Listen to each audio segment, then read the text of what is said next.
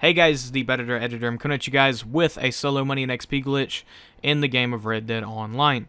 I know you're looking at SpongeBob footage right now. I'll explain it in a bit, but please, you guys, follow me on Twitter. I never talk about this thing, and a lot of you probably don't even think I have one, but this is my original Twitter account. The link will be in the description, and if you do follow me there, that'll make me really happy. But in today's video, I'm going to be talking about a glitch in Red Dead Online. There's a new update coming out soon, so you guys might be saving up for that or whatever. But yeah, there'll be a link in the description that'll take you to the actual video itself. I cannot put it on this channel due to copyright reasons, and I'm just trying to keep myself safe and the channel safe, and that is the reason why you see SpongeBob footage right now, because if I was to continue to post the actual glitches on this channel would become no more eventually, and I'm trying my best not to lose it, and I'm trying my best to just come at you guys with regular content as well.